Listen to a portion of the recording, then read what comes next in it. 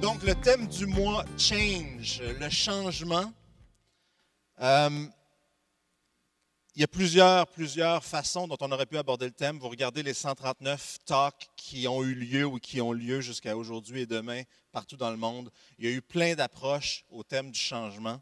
À Montréal, on s'est posé la question, comment est-ce qu'on aborde le thème du changement? Est-ce qu'on observe de façon microscopique les dernières tendances, ce qui se fait le plus à la fine pointe aujourd'hui? Puis on parle de ça, donc on invite quelqu'un qui est en train de travailler sur des nouvelles technologies d'intelligence artificielle pour nous parler du menu détail. On a regardé, il y a plein de monde dans notre environnement qui aurait pu parler sur le thème du changement. Mais on a à Montréal la chance d'avoir des gens qui s'intéressent au changement depuis très longtemps.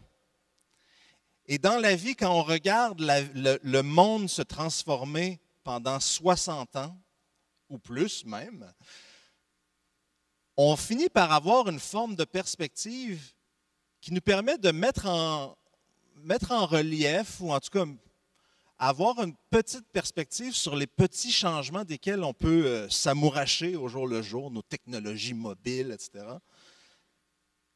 Prendre non seulement une plus grande perspective, mais commencer à voir un petit peu en avant, anticiper le changement.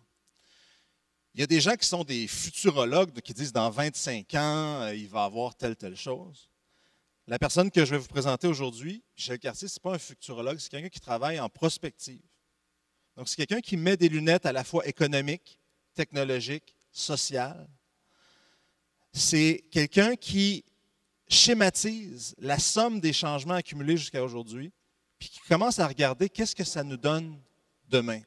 Je ne vais pas parler à sa place parce qu'il y a beaucoup plus de choses, beaucoup plus intéressantes à dire que moi, mais je vais vous demander d'accueillir très chaleureusement un homme que certains dans son cercle surnomment très amicalement l'ancêtre. C'est un homme d'une grande expérience qui a touché à beaucoup de domaines dans sa vie, le graphisme, la communication, la danse. Il a été un des premiers propriétaires d'ordinateurs Apple au Canada. Il y a eu quelques conversations, parfois même pas toujours friendly avec Steve Jobs. Si vous avez des claviers français sur vos Macs au Canada aujourd'hui, c'est grâce à cet homme. On le remercie.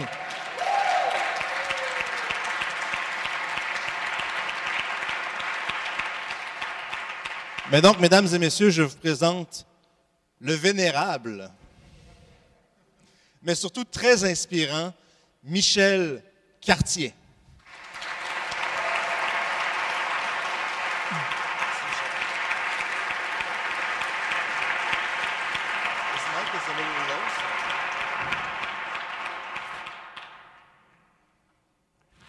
Je vais commencer par vérifier ma voix. Oui.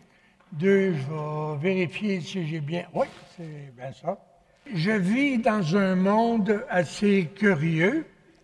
On appelle ça, dans mon jargon à moi, de la veille stratégique. Il y en a d'autres, ça porte différents noms, à travers la planète. Donc, qu'on soit en Chine, au Japon, où l'on voudra. Il y a à peu près 50 groupes à travers le monde qui font de la veille prévisionnelle. C'est mon monde à moi. Je suis dans l'un de ces groupes-là. On échange entre nous, on additionne, on soustrait, on fait des schémas, on fait un tas d'affaires, on se pose un tas de questions.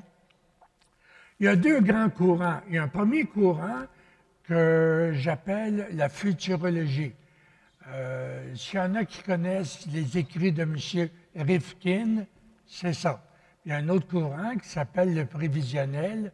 S'il y en a qui connaissent les écrits de Don Tapscott, c'est aussi de cette catégorie. Moi, je suis dans la 2e catégorie. Les gens qui font de cette grande préparation, de cette grande vision de ce qui s'en vient, la futurologie, généralement, ils vont vous dire qu'est-ce qui s'en vient dans 25 ans. Les gens qui, comme moi, sont dans un domaine plus prévisionnel vont vous dire « Oh, je suis capable de vous dire ce qui s'en vient dans 5 ans. » Pourquoi? Parce que si On connaît les 30 dernières années. On peut savoir avec des schémas ce qui s'en vient durant les 3 prochaines années. Et si on ajoute des techniques de visualisation, on peut gagner 2 ans. 4 à 5 ans, c'est possible. Le reste, après, c'est de la prévision. Et voilà. Vous avez en quelque part un papier. Sur ce papier-là, il y a différents noms. C'est parce que ma première démarche, la première idée que je vais vous donner est vraiment pas intéressante, mais il faut que je vous dise les choses comme elles sont.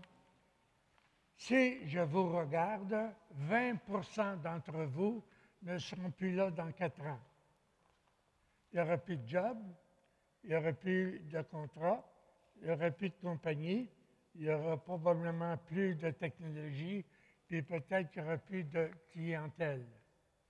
On s'en vient, ou on s'en va, ça importe un peu, dans des changements absolument extraordinaires que les gens ne voient pas. Surtout nous, au Québec, on vit un peu trop en autarcie. Je veux commencer avec un dossier qui s'appelle 2020. Tout au long de ma présentation, je vais vous dire, avez-vous vu telle affaire? Avez-vous lu telle chose? Vous êtes-vous intéressé à tel dossier? Ceux qui veulent être là en 2020, vous devriez connaître plusieurs de ces dossiers-là. 2020. En quelque part, il y a à peu près 40 ans, le Club de Rome vient avec une grande découverte. Le Club de Rome dit « halte à la croissance, on s'en va dans le mur ». Il y a déjà 40 ans. Et à ce moment-là, personne ne s'est intéressé aux problèmes que le Club de Rome présentait en 1972. En 2012, le Smithsonian Institute a commencé à un moment donné à reprendre l'analyse du Club de Rome et a dit, c'est vrai, on s'en va dans le mur. On s'en va dans le mur, pourquoi? Bon, bien là, c'est un petit peu les choses dont je vais jaser avec vous. Mais ce qui a énervé tout le monde en mai-juin dernier, c'est qu'on prévoyait l'implosion, c'est-à-dire plus de gaz, plus d'électricité, plus d'eau. S'il n'y a plus d'eau, il n'y aura plus de nourriture, plus de ci, plus de ça. En 2030, et là, ça a été rabaissé à 2020. Il y a trop de réactions contre les changements, que ce soit des pétrolières ou d'autres, qui font qu'à un moment donné, on ne vous raconte pas les vraies affaires comme elles sont, entre autres les médias de masse. Ce qui fait qu'à un moment donné, d'ici 4 ou 5 ans, attendez-vous, vous pensez que Bruxelles était terrible, le Bataclan, les autres avant, je pense à Charlie Hebdo, c'est rien comparé à ce qui s'en vient. Plus on s'en va vers 2020, plus les crises vont s'amonceler. C'est un peu de ça dont on va parler ce matin. 2020 porte différents noms. S'il y en a qui sont en sociologie, qui s'intéressent plus à l'aspect social, le mot 2020 doit être remplacé par sixième extinction. Il y a là tout un courant de pensée que vous devriez fouiller. Si vous en allez en économique, il y a là tout un autre monde qui s'appelle la Troisième Guerre mondiale, que je vais expliquer tout à l'heure. Et si vous en allez dans le domaine politique, ça va s'appeler la quatrième révolution industrielle. Comme vous voyez, le même dossier peut avoir plusieurs noms. Quatrième révolution industrielle, il y a à peu près au plus deux mois, c'était la grande rencontre à Davos, où tous les premiers ministres, les présidents, Alouettes, tous les grands bons de ce monde se sont réunis pour dire « Oh mon Dieu, ça va mal ». Et le grand patron, Schwab, leur a dit « Préparez-vous, c'est la quatrième révolution industrielle ». M. Couillard a débarqué de l'avion, il a organisé son re-engineering des ministres et il a nommé Mme Anglade en charge de ce qu'on appelle l'économique. Mais pour vous, ce qui est drôlement intéressant, Mme Anglade est chargée du plan numérique. Allez-vous faire passer un Québec? Commencez à vous poser des questions sur ce qui s'en vient. Ça veut dire quoi un plan numérique? C'est quoi la place du Québec? On s'en va où par rapport à l'ensemble des pays, et etc. Donc, c'est un peu de ça dont je veux vous parler. Excuse-moi, j'ai l'impression qu'il y a quelque chose qui bouge en quelque part. Oui, c'est ça. C'était mon micro. C'est parfait. Je vais juste m'assurer.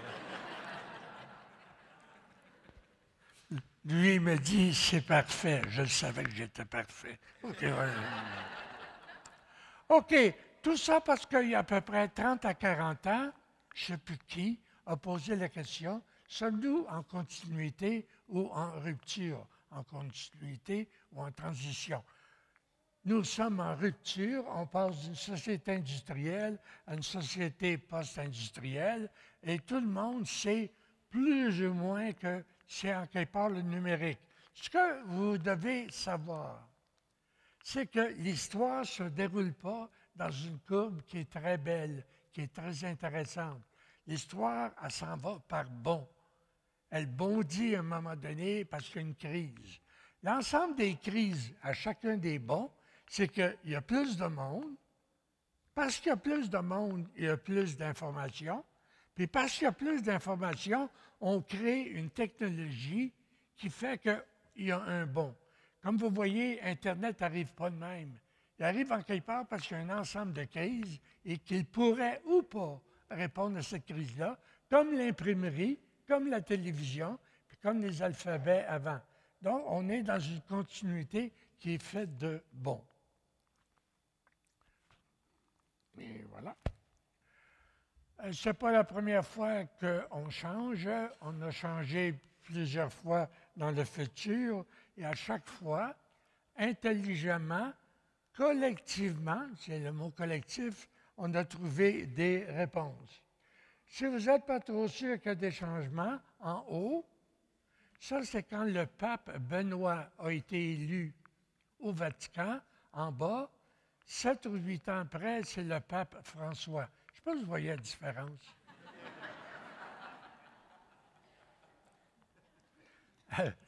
Vous en parlerez à M. Couillard.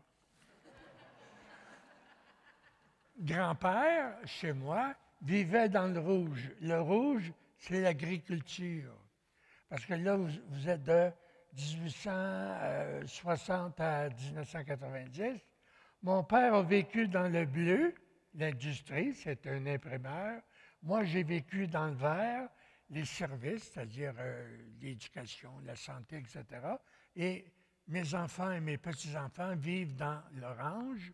Et si vous avez des bons yeux, regardez 1990, il y a quand même 20 ans. La moitié des jobs, en quelque part, c'était le traitement de l'information. C'est là-dedans que vous êtes, c'est là-dedans que je suis.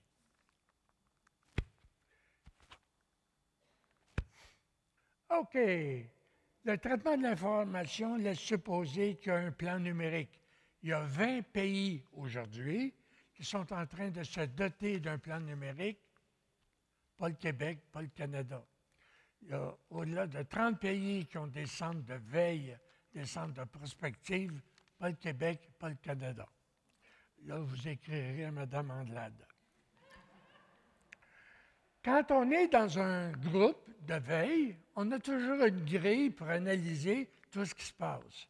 Bon, vous autres, ce que vous devriez faire, c'est vous acheter un logiciel de veille et inscrire des mots-clés. C'est ça ma feuille de papier. Et les mots-clés, c'est des alertes. Et là, dans mon groupe, dans plusieurs groupes, on a comme 3 paires de lunettes. C'est un peu ce que Louis-Philippe disait tout à l'heure. Économique, technologique et sociétal. Donc, je vais vous parler de ces 3 dossiers-là. Je commence avec l'économique. Ici, vous avez la circulation de l'argent depuis 100 ans. Alors, vous voyez l'espèce de courbe en bas, là, aux 2 tiers de ce côté-là, c'est les années 30. Vos grands-parents ont connu la fameuse crise de 29-30. Puis là, dans le deuxième vert, vous voyez arriver la guerre de 39-40, les autres guerres. Là, vous voyez arriver ensuite toute une série de soubresauts. Puis là, tout d'un coup, ça monte, ça s'en va comme ça, et là, ça s'en va par en haut. Ça, c'est les phénomènes de financiarisation. C'est comment faire de l'argent quand il n'y a plus d'argent. Ça, les Américains sont bien bons là-dedans. Mais ce qui m'a énervé, parce que là, j'avais un contrat avec les banques, ce qui m'a énervé dans ce schéma-là, en le regardant, c'est que je me suis aperçu que si je descends ma financiarisation, puis je m'en vais sur l'autre courbe, puis sur l'autre courbe, à chaque fois que je descends, je vois mainframe, micro, web, Internet et finalement nouvelles technologies. Autrement dit, la structure de communication se superposait ou était en dessous, mettez ça comme vous voulez, sur la structure économique. Économie, technologie, sociétale sont mêlées dans la nouvelle société dans laquelle on est en train de basculer. Alors, ça, tout le monde connaît ça, business to business, business to customer, customer to customer. Et lorsqu'on a commencé avec l'arrivée d'Obama en 2008, c'est la fameuse crise économique où le modèle néolibéral américain ne fonctionne plus. Là, on est dans un no man's land. Les premières crises subprime, maison, automobile, là, c'est les crises de l'euro qui sont déjà commencées depuis 3 ou 4 ans. Et là, on s'en va dans les crises des pays émergents. Et là, en quelque part, un petit peu caché, mais ça s'en vient. Vous allez voir les crises arriver en Chine, en Inde et ailleurs. On s'en va par en bas. Jusqu'en 2020, je ne sais pas. Mais une chose est certaine, vous n'aurez pas la vie facile parce que ça va être de plus en plus difficile à maintenir sa place parce que tout est en train de changer. Donc, vous devez commencer à lire, vous devez commencer à vous renseigner sur ce qui se passe autre qu'au Québec, c'est-à-dire de ce qui se passe ailleurs. Vous autres, vous pensez sûrement que c'est à ça que ressemble l'économie, ressemble une compagnie, des gens qui travaillent, qui reçoivent des factures, etc. Vous pensez probablement que derrière tout ça se cachent les dollars américains et que vous vivez dans un espace économique faux. Il y a 4 économies. Et là, commencez à ouvrir vos yeux. L'économie réelle, c'est celle du PIB, c'est les taxes que vous payez.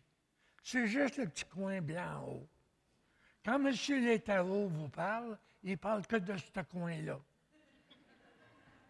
Il ignore tout le reste. Commencez à ouvrir vos yeux, parce que l'économie virtuelle, c'est Uber, Airbnb, etc.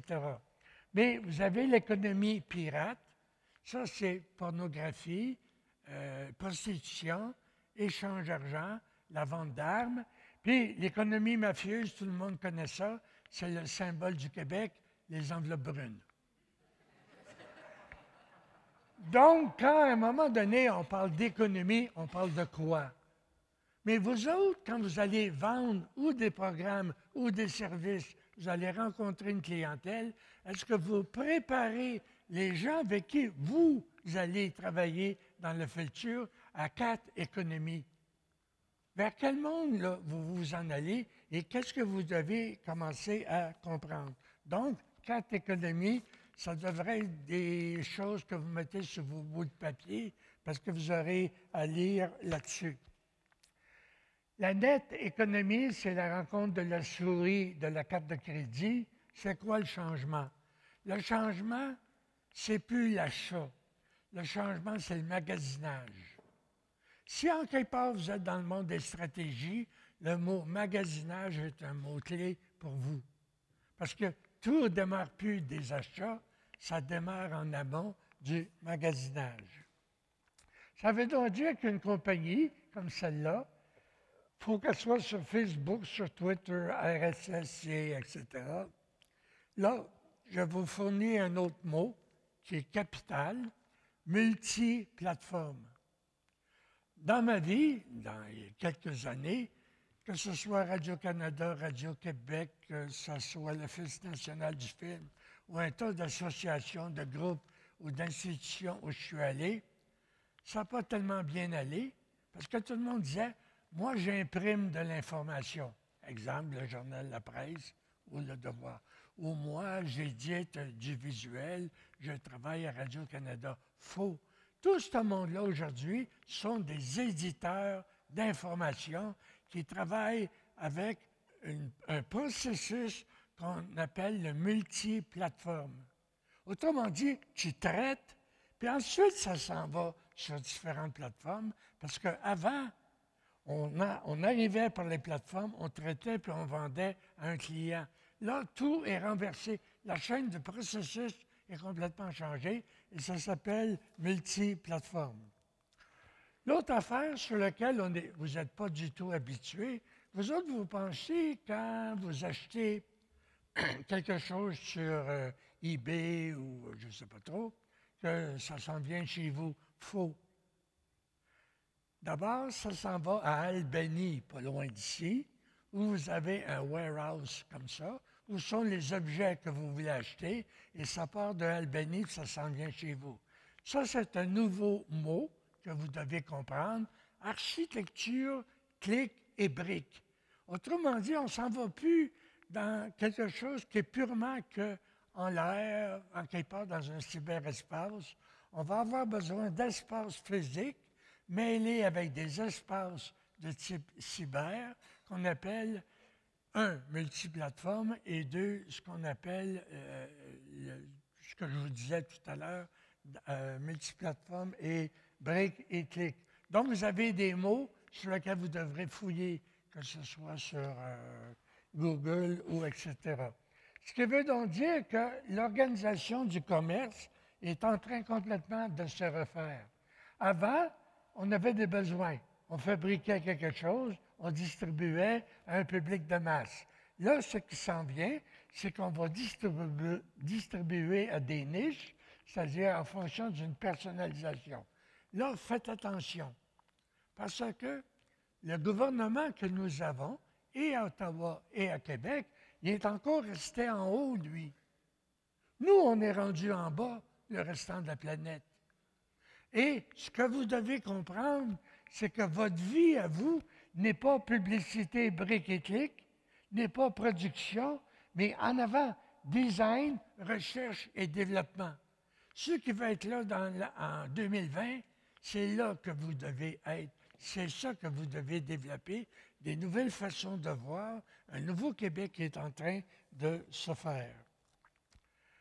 Les gros mangent les petits, ça c'était il n'y a pas longtemps. Là maintenant, c'est les petits qui s'organisent pour manger les gros. On est complètement en train de changer, de basculer. Le Québec s'en vient, c'est vous qui allez le faire et non pas les gens qui siègent à Québec. Ça veut donc dire, en quelque part, qu'à travers le monde, le modèle néolibéral américain est en train de disparaître. Il disparaît depuis 2008. Mais ça pose un problème, c'est quel modèle on va avoir. Puis là, il y a un tas de gens qui disent « Hey, ça n'a pas de bon sens, de quoi tu parles? » Je me souviens toujours, quand j'arrivais à Québec, les gars disaient « Fais attention à lui. On ne sait pas ce qu'il dit, mais on ne sait jamais, d'un coup, ça arriverait. » Là, le problème qu'on a, c'est qu'on va avoir deux modèles en face de nous qui, littéralement, en ce moment, sont en train de se structurer. Je vais essayer de les expliquer un peu. Je ne les connais pas assez, mais commencez à fouiller dans ce domaine-là. Le premier modèle, c'est le modèle de sécurité. Ceux qui savent c'est quoi l'espionnage, et puis c'est quoi tous les problèmes de SNA, etc., c'est là-dedans que je suis en train d'embarquer. À un moment donné, il y a une famille de pétrolières qui gérait la Maison-Blanche, la famille Bush, qui s'assoyait avec d'autres familles de pétrolières qui étaient les grands patrons de l'Arabie saoudite. Puis là, ils ont vu le petit pays en train de se faire manger la laine sur le dos par Saddam Hussein. Puis là, ils ont déclaré la guerre, ils sont rentrés, et etc. Et à ce moment-là, quand Bush a déclaré la guerre, M. Rumsfeld, un de ses assistants, il a cogné à la porte, puis il a dit « Hey, Bush, tu n'as pas besoin de 200 à 250 000 soldats. 150, ça va être suffisant si on rajoute le Battlefield Internet. » Oh! Au Québec, il n'y a pas grand monde qui savent de quoi je vais parler. Battlefield Internet, c'est un modèle qui dit point, clic, pow, t'es mort. Collatéral ou pas. Ça veut dire qu'on a mis des satellites, des bases de données, le GPS, la fibre optique, le laser, les ordinateurs, le radar, Visual Big Data, c'est toute la schématisation, les armes propres, en guillemets, puis le transport, c'est avion, bateau, puis tout ce que vous voulez. Et à ce moment-là, ça donne quoi? Ben, vous autres, pourquoi il me raconte ça? La première affaire, ça donne des gens qui sont capables de faire la guerre par image interposée. Là, ça devient pas mal différent parce que là, le bonhomme qui s'en va dans un.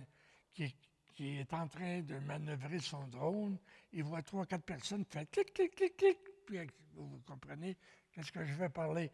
Mais ce n'est pas ça que vous devez comprendre. Ce que vous devez comprendre, c'est que tous les lieutenants, les capitaines et les soldats qui ont fait cette guerre-là ont appris à manager des situations à partir du Battlefield Internet. Ce que vous devez comprendre, c'est que le Battlefield Internet sert de base à l'économie américaine. Il y a quelque chose qui s'en vient qui s'appelle le soft power.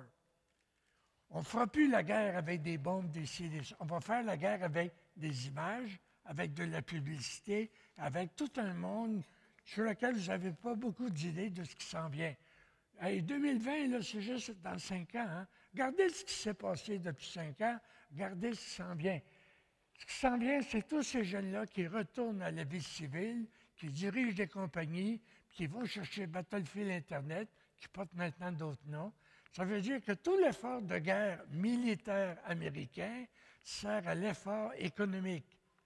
Battlefield Internet, c'est de mettre un Internet sur pied qui sera probablement indépendant de toute crise ou quoi que ce soit pour 2020 ou quelque chose comme ça. Ça veut donc dire qu'en quelque part, il y a 5 pays anglophones, dont le Canada, qui ont mis tout ce monde-là ensemble et qui vont dire « Ah, il y a des méchants qui ne nous aiment pas. » Je ne comprends pas. Et à ce moment-là, ils ont tous demandé à ce monde-là les sites web, les communications, les courriels, les chats. Hey, entre parenthèses, tout ce que je vous montre, là, c'est dans le site 21e siècle. Si vous pensez que je vais trop vite, là, vous pourrez aller lire ça. Et là, tout d'un coup, Snowden est apparu et nous a dit « Hey, messieurs, on est en train de vous écouter. » Comment ça, on est en train de nous écouter? Ben oui, les satellites, les communications, les ciels, etc. Sans quelque part vous êtes dans ce portrait-là, on peut vous écouter. Là, on commence à parler de choses sérieuses. Et ça va s'accentuer parce qu'après Bruxelles, puis après un tas d'affaires, il y a un tas de pays maintenant qui arrêtent tous les rapports sociaux, tous les droits que nous avions pour mettre la police un peu partout. Il y a un monde qui s'en vient là, sur lequel on devra nous réfléchir. Internet, c'est une épée à 2 tranchants. C'est beau, c'est magnifique, c'est planétaire, mais c'est aussi l'espionnage. Lequel des deux ça sera? Ça va dépendre beaucoup de ce que nous autres, nous voudrons que ça soit. En quelque part, et j'étais présent, à Bruxelles en 1995, Al Gore, il était vice-président dans le temps, M. Clinton, président, il a débarqué puis il a vendu un protocole technologique de communication à tous les gens du G7. Et tout le monde a signé le protocole, puis tout le monde était très heureux. Enfin, on va faire des affaires. Puis tout petit, la ligne en dessous, là, c'était marqué Internet, marché planétaire hors taxe en 2015. C'est ça qu'ils voulaient et c'est ça qui s'en vient, puis ils n'ont pas dérogé. Donc, on tombe dans un monde qui a beaucoup de belles choses et beaucoup de choses moins intéressantes. c'est ce qu'on appelle, tout le monde le dit, toutes les inventions qu'on est en train de mettre sur pied, vous avez le bon côté et vous avez un côté obscur. Vous devez donc commencer à lire, à écrire, à regarder et à commencer par vous-même. Hey, je suis embarqué dans quoi? Qu'est-ce que je vends à ma clientèle? Dans 5 ans, ils vont être rendus où? Et etc. Hey, je vous brasse pas trop, hein? La crucifixion, c'est à 3 heures. OK. À côté de cette économie donc d'espionnage, vous avez une économie de proximité qui s'installe un peu tout partout. Les réseaux sociaux, ça, on connaît ça. La net économie, on commence à connaître ça. Les objets portables, j'y reviens tout à l'heure. Donc, il y a quelque chose, je pense à Uber, etc., des groupes qui se réunissent pour faire des jardins communautaires, etc.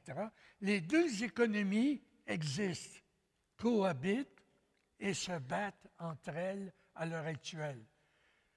Là, je ne sais pas ce qui va arriver avec Uber, je ne sais pas ce qu'ils vont décider à Québec ou à Ottawa ou ailleurs, mais on est partie prenante de ces questions-là. OK, vous prenez ce papier-là que je vous ai donné, vous devez comprendre c'est quoi le numérique. Vous devez comprendre la dématérialisation, j'en ai parlé. Troisième guerre économique. Là, commencez à réfléchir un peu, parce que, pas moi, mais un groupe des 50 groupes dont je vous parle, ou l'ensemble des 50 groupes, là, les spécialistes, commencent à penser que nous sommes entrés dans quelque chose qui s'appelle la Troisième Guerre mondiale. Je ne sais pas exactement quoi en penser, j'ai beaucoup d'idées, peut-être tout à l'heure, dans une période de questions, on pourra y revenir, mais ça devrait être un dossier, la Troisième Guerre mondiale, que vous devriez commencer à lire. Les maîtres du monde. Les maîtres du monde, avant 2008, c'était les grandes banques. Elles ont fait faillite. Elles se sont fait récupérer par M. Obama, qui n'a pas pu faire ce qu'il avait envie de faire, puis qui va partir dans quelques mois sans avoir fait ce qu'il avait envie de faire. Mais là, à l'heure actuelle, les maîtres du monde, ce n'est plus les grandes banques. Les maîtres du monde, ça serait peut-être les grands empires de services que sont Apple, eBay et les autres. C'est là-dedans qu'on est en train d'entrer, là. Vous rendez-vous compte que Apple, eBay, Microsoft, etc., ont plus d'argent, ont plus de capitalisation que ceux qui font des avions ou ceux qui font des autos. Ils peuvent acheter tout le monde. Ça devient extraordinaire à un moment donné et on ne réfléchit pas assez sur le pouvoir que les empires de services vont avoir en 2020. OK. Sécurité, j'en ai parlé, là, c'est espionnage, financiarisation, c'est toute une série de protocoles chiffrés par lesquels des titis ouin-ouin bien intelligents, des programmeurs, autrement dit, peuvent faire de l'argent en tablant, si vous voulez, sur des choses dans lesquelles il n'y a pas du tout d'argent. Je passe à Internet. Bon, Internet, ça, vous connaissez ça, je n'ai pas à vous expliquer qui est partout à travers le monde, qu'on a un Internet 1, un Internet 2, et qu'on s'en va vers un Internet 3.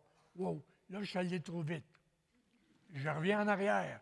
Mais regardez ça. OK. Il y a 3 grands changements que vous devez comprendre. Le premier changement, voyez-vous le carré gris, là, en dessous de mainframe, la mémoire est là. La mémoire, elle est dans les mini, elle est dans le micro, puis là, elle disparaît, elle est rendue dans le cloud. Ça veut dire quoi, le cloud? Ça veut dire que c'est les propriétaires qui remettent la main sur les contenus. Oh, il y a des batailles qu'on a faites qu'on vient de perdre, là. Deuxième affaire. Mainframe, 1 million. Mini, 10 000. Micro, 2 000. Pad et portable, 500, disons. Là, on est rendu à 25 $. On est rendu où quand on va arriver là?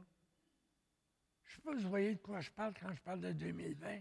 Je parle des circuits un peu tout partout qui coûtent à peine 2 $, 3 $, 25 cents, je ne sais plus trop quoi, qui vont se répandre. Vous n'aurez plus d'Internet en disant « ça, c'est Internet ». L'Internet, il va être partout. Il va être partout comme au début du siècle, quand nos grands-parents ont vu arriver l'électricité.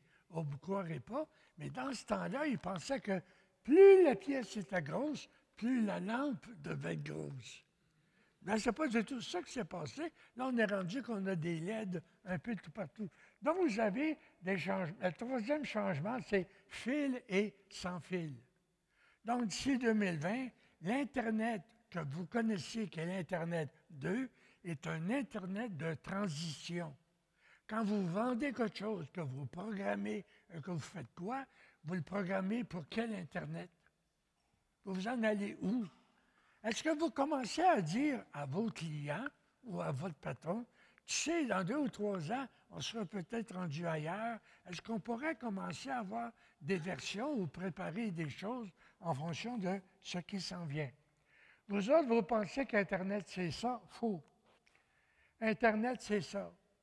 Internet, c'est des lignes, puis des lignes, puis des lignes, un grid qu'on appelle, qui recouvre toute la planète, et ça ne fait que commencer. Ça veut donc dire, puis tout ce que je vous ai dit n'est rien comparé à cette image-là, ça veut dire qu'aujourd'hui, au moment où vous et moi, on se parle, la moitié des clients sur Internet ont 10 ans. Vous rendez-vous compte que Marc-Antoine, qui a 10 ans, un de mes petits, en 2020, il aura 15 ans, et il va commencer à acheter, il va commencer à dépenser. Est-ce qu'on prépare cette génération-là pour ce qui s'en vient? Puis, ce qui s'en vient, ça va être quoi au juste? Bon, là, vous le voyez, les mainframes dans la maison qui devient internetisée. Là, ça va dans une valise. Là, on passe ça à la main. Puis là, c'est rendu qu'on a des montres, on a des bracelets, on a des ci, on a des ça. Ça, vous connaissez ça, ça, vous connaissez ça. Mais ce que vous devez, en principe, commencer à analyser soigneusement, géolocalisation. Toute la nette économie repose sur la géolocalisation. Ça s'en va où? Dans 4 ans, c'est rendu où? Qu'est-ce qui va arriver? Bon, M. Binet voulait que je vous parle de changement. Géolocalisation, c'est un de vos mots-clés. La géolocalisation aujourd'hui, puis dans 3 ans ou dans 5 ans, c'est plus la même affaire. Commencez juste à réfléchir là-dessus. Là, je sens que je vais me faire crucifier tout à l'heure. OK. Ça veut dire quoi? Ça veut dire des casquettes, des lunettes, des alouettes. Là, vous voyez tout ça? Ça veut dire quoi? Ça veut dire que moi, vous, puis le petit là, qui est assis là, puis ceux qui sont derrière, ils vont être monitorés au point de vue sécurité, au point de vue santé, au point de vue mobilité et au point de vue service. À qui appartiennent les informations? Qui les contrôle? On s'en va où avec ça? Là, on commence à avoir des problèmes parce que la gang qui nous gouverne à Québec, c'est des analphabètes numériques.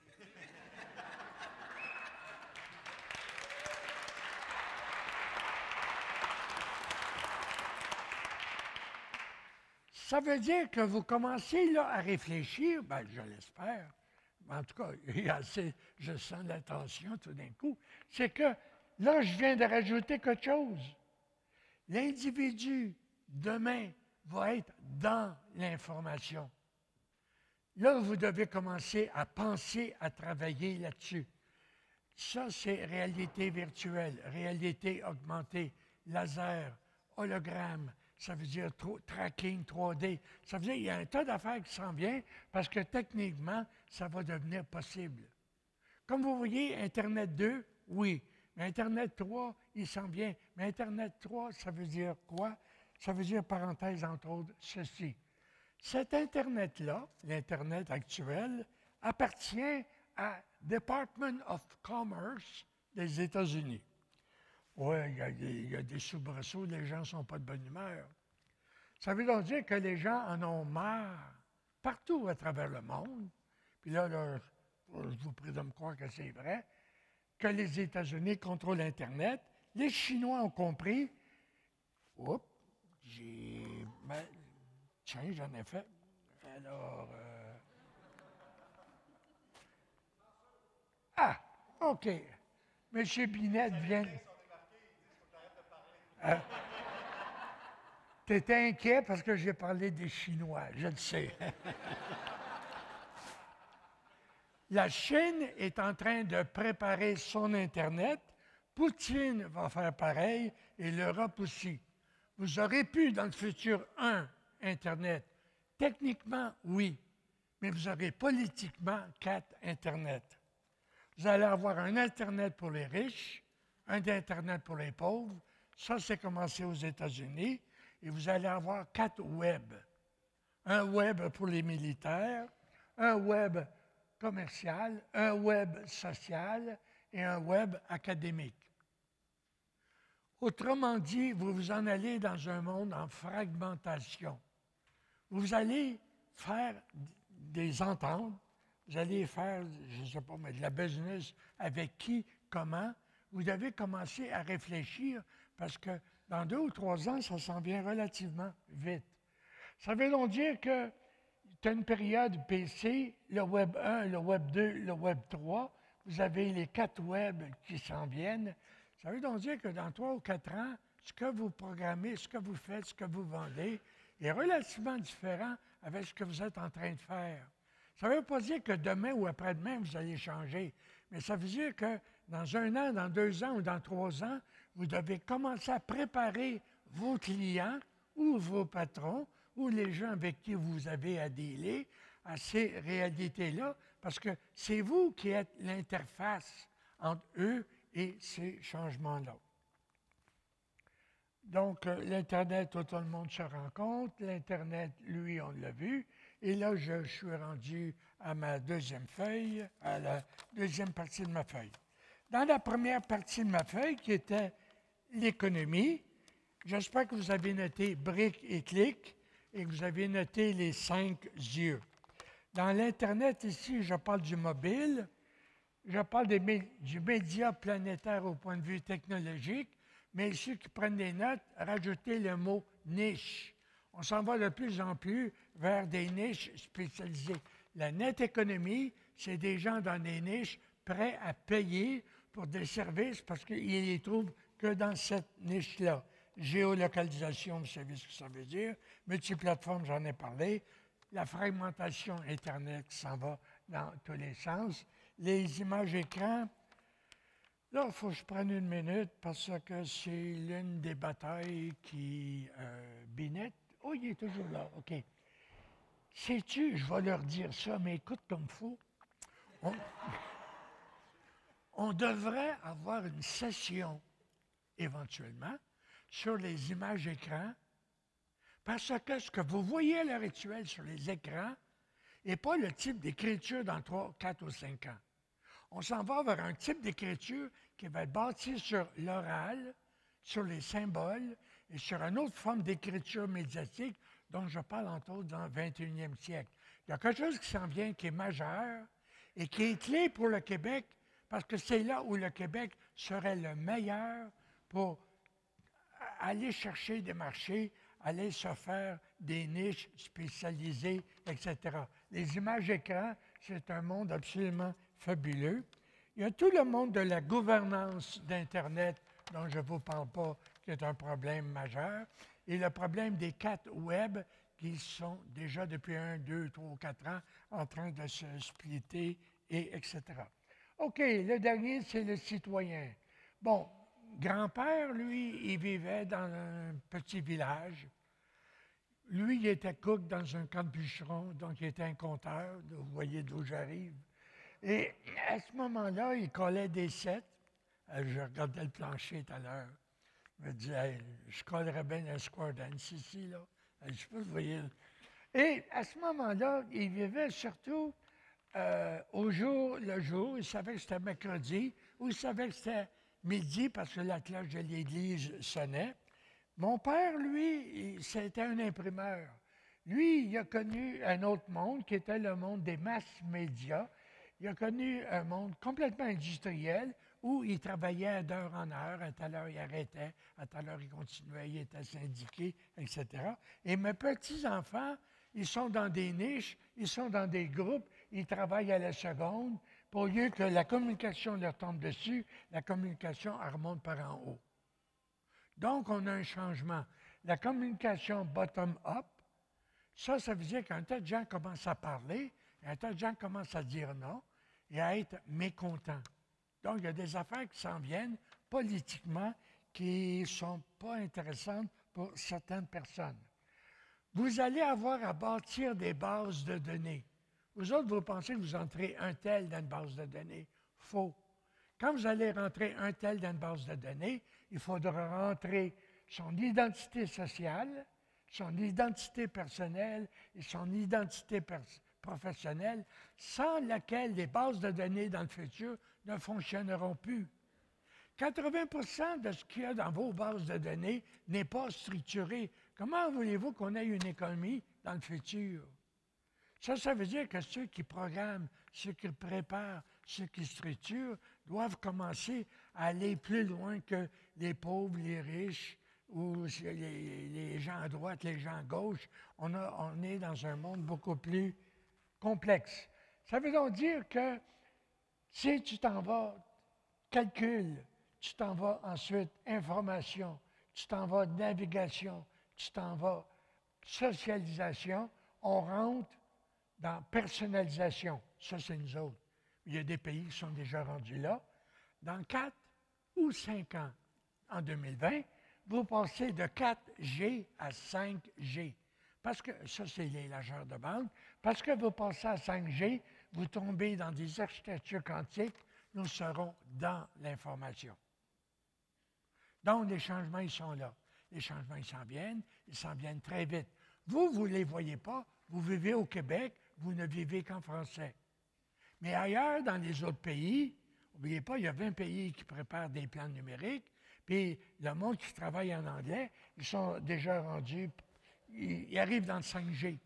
Donc, nous, on est légèrement en retard à l'heure actuelle. Ça veut donc dire qu'on a un tas de dossiers en train de s'informatiser. Vous autres, spontanément, vous dites « Ah, ça passe par les satellites, ça passe par là. » Hey, vous vous trompez. Ça passe par 6000 satellites.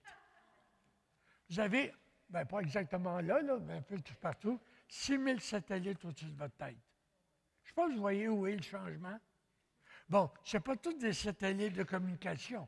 Vous avez des satellites d'espionnage, des satellites de ci, Anyway, vous avez une pléthore de satellites en haut. C'est ce que je voulais vous dire.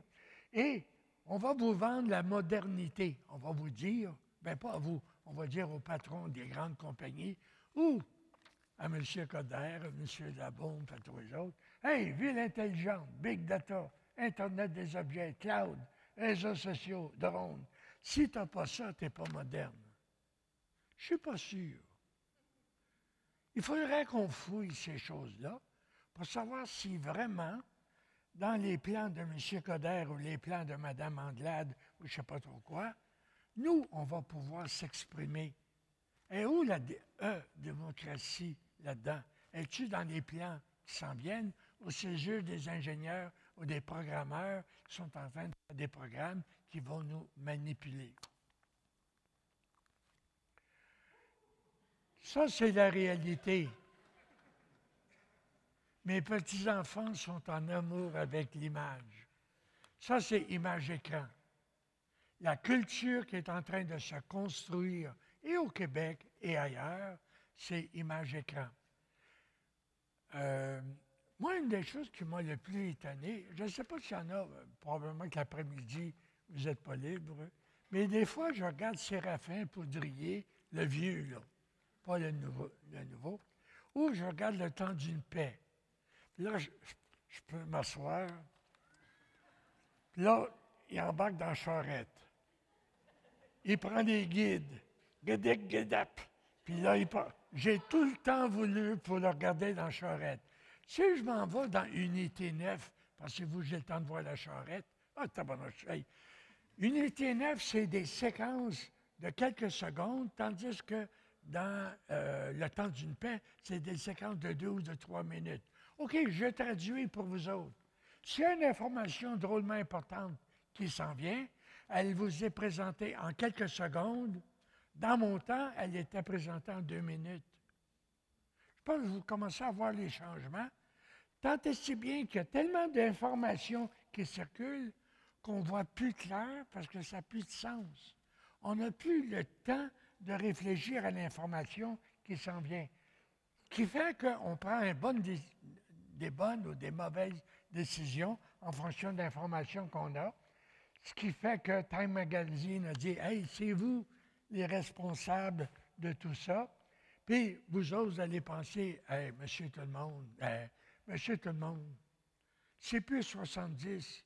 Avant-hier, on a su, c'était rendu 80 des gens ne sont pas d'accord partout sur la planète avec les gouvernements. 80 des gens refusent la façon dont nous sommes gouvernés à l'heure actuelle. Mais là-dessus, les trois quarts s'expriment par Internet. S'ils s'expriment par Internet, qu'est-ce que vous pensez que la police du gouvernement va faire dans 2 ou 3 ans? Elle va vouloir contrôler Internet. La suite, on surveillera dans... ouais. On a eu les carrés rouges, on a eu les casseroles. Moi, j'étais une casserole. Mais vous n'avez pas d'idée. À mon âge, j'ai un âge respectable, mais m'en aller avec mon petit qui avait 7 ans, au coin, en quelque part, là, fleuri, etc., en jouant des casseroles, puis en étant capable de le dire à mon petit, on peut s'exprimer librement. Je suis dans un pays libre. Mon Dieu, j'aimais ça être une casserole, vous n'avez pas d'idée. Mais quand la police, les gaz lacrymogènes et les restants sont arrivés vis-à-vis des carrés rouges, je ne marchais plus. L'ONU est très claire, nous avons le droit de nous exprimer. Et c'est ça le danger d'Internet, c'est ça la crise d'Internet, mais c'est ça aussi la beauté d'Internet. Lui, il va être rendu où dans 5 ans? Il va s'exprimer comment? Il va faire quoi? Je ne sais pas, j'ai aucune idée. Mais je pense qu'on doit commencer à y penser. On vit 5 crises. La crise économique, ça, on la connaît. C'est le petit carré blanc que vous avez vu tout à l'heure. La crise énergétique, ça, on le sait. Nos gouvernements n'ont que le pétrole, le béton et les enveloppes brunes dans leurs projets. La géopolitique, on a vu Bruxelles, etc. L'écologique, tout le monde a vu les ours blancs, les belugas, etc. Générationnel. Ça m'a frappé. Mes jeunes, ils ne parlent qu'aux jeunes. Ils ne parlent qu'avec des téléphones cellulaires. Moi, je n'ai pas de téléphone cellulaire. Je sais plus ou moins que ça marche. Mais quand le dimanche, on se réunit, toute la gang pour souper, ils brandissent leur téléphone cellulaire et disent « Hey, grand-papa, veux-tu voir mon dernier chat? Veux-tu voir ma telle affaire? » Puis là, je reçois un tas de photos, etc. Et je vois bien qu'entre les générations de 50 ans montant et les générations de 15 à 35, il n'y a plus de communication intergénérationnelle. S'il n'y a plus de communication, il n'y a plus de rêve commun, il n'y a plus de culture commune. Il s'en va où, le Québec? Commencez à y penser un petit peu, là. Vous autres, vous êtes hybrides. Je ne vais pas vous insulter, là. Mais commencez à y penser, vous êtes un petit peu un peu l'un puis un peu l'autre. Mais dans 2, 3, 4, 5 ans, vous êtes plutôt dans l'autre que dans l'un. Mais la gang que j'ai, qui a 20 ans, quand je rentre dans ma classe à l'UQAM, je regarde, Pato Bouchon, il lève la main. « Monsieur, ce dont vous parlez, j'étais pas né. » Je n'ai pas parlé de Terre des Hommes, un tas d'affaires, ça les dépasse complètement.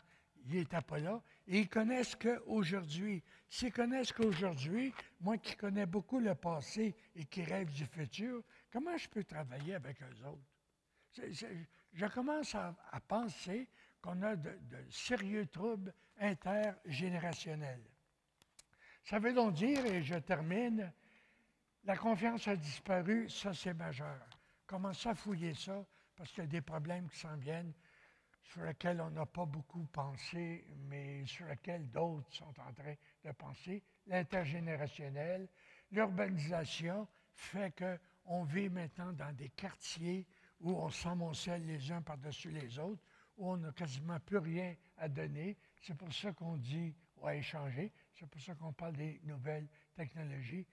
Réseaux sociaux. Là, vous alliez tomber des nues. Réseaux sociaux, première génération.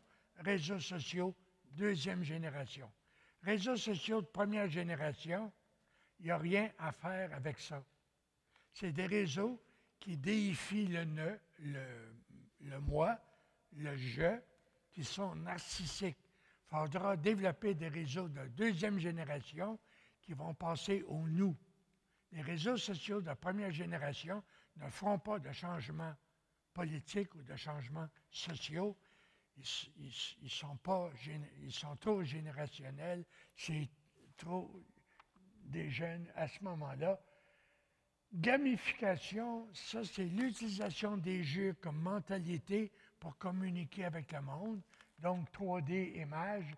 Et tous les images écrans de tout à l'heure sont ce que j'appelle de l'émotion. On s'en va dans un monde qui va trépider parce que de plus en plus, toutes les images que vous allez recevoir, vous, les jeunes et les plus vieux, vont être des images extrêmement émotives. On ne nous a jamais expliqué ce qui s'est passé à Bruxelles. On nous a montré le sang qui coulait. Mais pourquoi Bruxelles? Pourquoi le Bataclan? Pourquoi Charlie Hebdo? Est-ce qu'il y a des gens qui se penchent, des fois un petit peu après, mais etc. Je vous mets en garde, on s'en va vers des réseaux qui nous présentent trop d'émotions, pas assez de raisons. Marc-Antoine vous dirait, le futur commence aujourd'hui, je vous souhaite bonne chance.